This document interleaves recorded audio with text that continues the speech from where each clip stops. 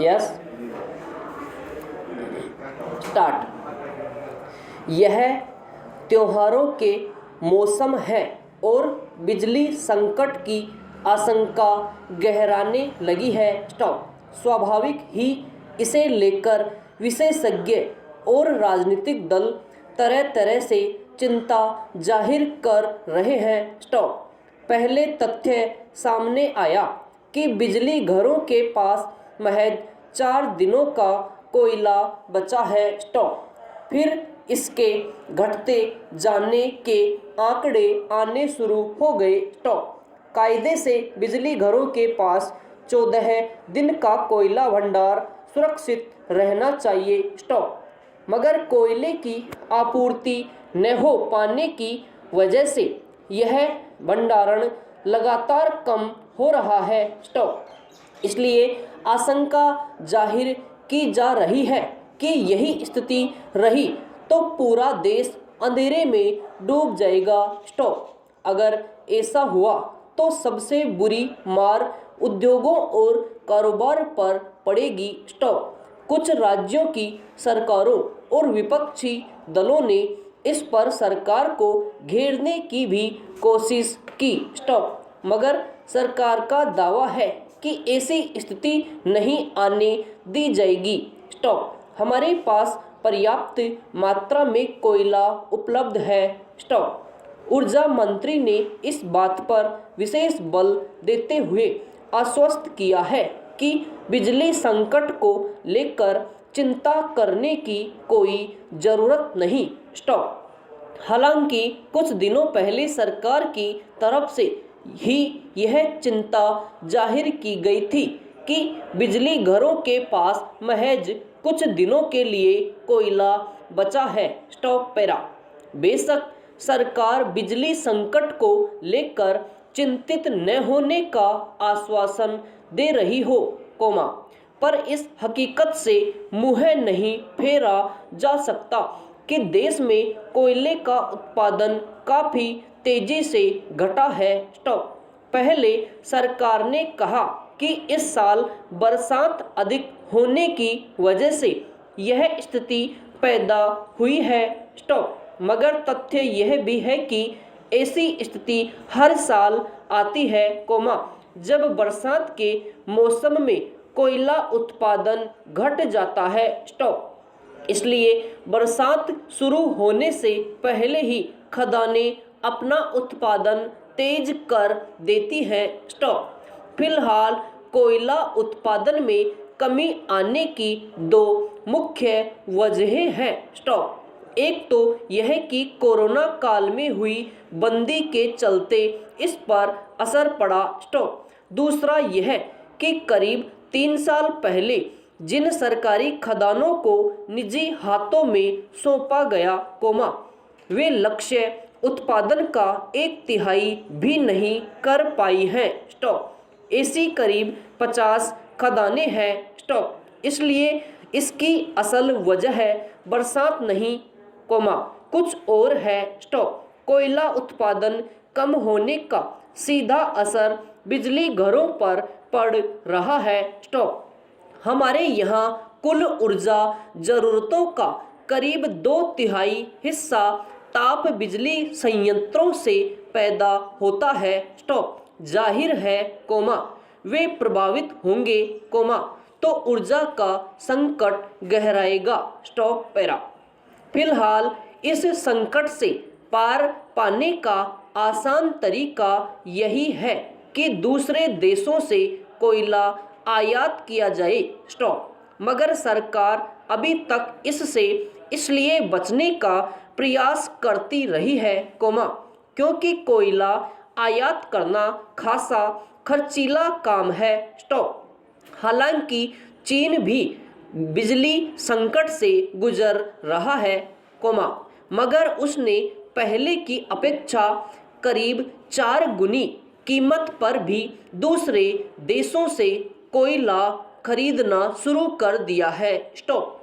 हम पहले ही भारी आर्थिक संकट के दौर से गुजर रहे हैं, अगर दूसरे देशों से 3-4 गुना अधिक कीमत पर कोयला खरीदना और बिजली घरों तक पहुंचाना पड़ेगा, तो खजाने पर बुरा असर पड़ेगा। स्टॉप। इसकी भरपाई स्वाभाविक रूप से बिजली कंपनियां दरों में बढ़ोतरी करके करेगी।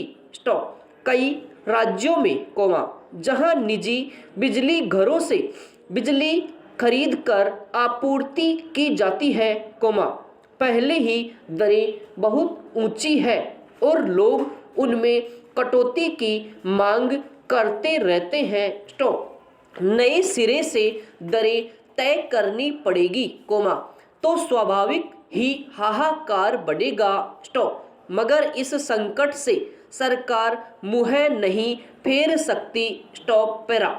पिछले साल जब दुनिया भर में कोरोना संक्रमण ने गंभीर महामारी की शक्ल लेना शुरू कर दिया, तब तमाम देशों ने न केवल अपने यहाँ इससे निपटने के इंतजाम किए, बल्कि विदेशों में भी अपनी पहुंच के इलाकों में हर संभव मदद की। यह वैश्विक महामारी का सामना करने के क्रम में उपजी आम मानवीयता थी, जिसकी सराहना की गई। मगर इलाज से लेकर टीकाकरण के जरिए इस महामारी को कमजोर करने के रास्ते जैसे जैसे साफ होते जा रहे हैं, वैसे वैसे कुछ जगहों पर पनपने वाले आग्रह या शंकाएं अफसोस की वजह बन रही है। मसलन, कुछ समय पहले ब्रिटेन ने भारत में चल रहे टीकाकरण में कोविशील्ड को मान्यता दी थी, मगर यह शर्त लगा दी कि टीके की दोनों खुराक लेने के बावजूद वहां आने वाले भारतीय यात्रियों को 10 दिन के एकांतवास में गुजारना होगा। यह अपने आप में वैश्विक स्तर पर तय हो रहे नियमों में विरोधाभास का उदाहरण था, जिसमें एक ओर कोविड-19 से बचाव का टीका लेने को कहीं आने जाने के लिए अनुमति पत्र के तौर पर देखा जा रहा है, तो दूसरी ओर टीकाकरण की दोनों खुराकों के बावजूद नए तरह के प्रतिबंध लगाए जा रहे हैं।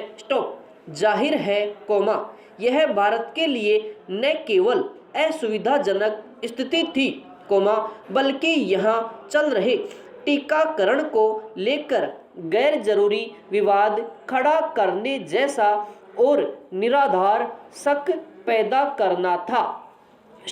इसलिए भारत ने पहले ब्रिटेन से इस तरह के कदम पर पुनर्विचार का आग्रह किया, लेकिन इसके बाद जवाबी कार्यवाही के तौर पर यहाँ आने वाले ब्रिटिश यात्री के लिए समान नियम यानी 10 दिन के एकांतवास की शर्त लगा दी।